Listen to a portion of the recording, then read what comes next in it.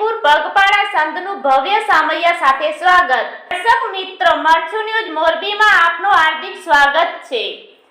આજે દેસલપર ગુથલીથી વીરપુર જે અંદાજે દેસલપર ગુથલીથી વીરપુર 359 કિલોમીટર થાય છે, જેની દેસલપર ગુથલીમાં વીરપુર પગપાળા સંત સફળ પગપાળા યાત્રા કરી દેસલપર ગુથલી પરત આવતા ભવ્ય સામૈયા સાથે સ્વાગત કરવામાં આવ્યું હતું।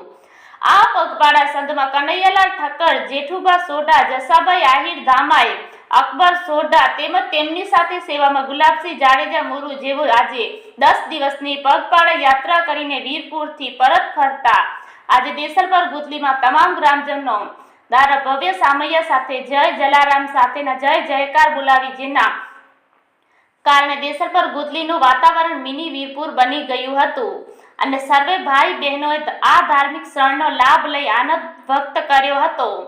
આ ભવ્ય સામૈયા સાથે સ્વાગતમાં આવેલ તમામ ગ્રામજનોને ચા, કોફી, નાસ્તો ઠક્કર નીતિનભાઈ, રમેશચંદ્ર પ્રધાન, બારુ પરિવાર દ્વારા કીર્તન એન્ટરપ્રાઇઝ દ્વારા કરવામાં આવ્યો હતો તેવું જગદીશભાઈ દવે સત્ય પ્રેમ કરુણા દ્વારા જણાવવામાં આવ્યું હતું। મરચુ ન્યૂઝ મોરબી સાથે રિપોર્ટર રમજાન રાયમા અય્યર, કચ્છ। અમે અહીંયાથી 2 તારીખના 2/11 દેસલપર ગુથલીથી બાપાના મંદિરેથી પગે લાગી અને 4 વાગે રવાના થયા હતા।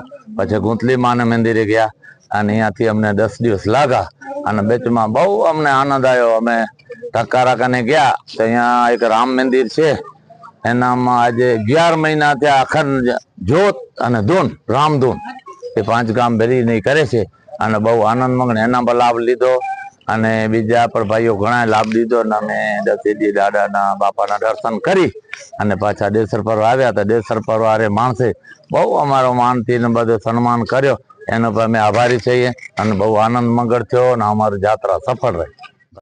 જય જલારામ।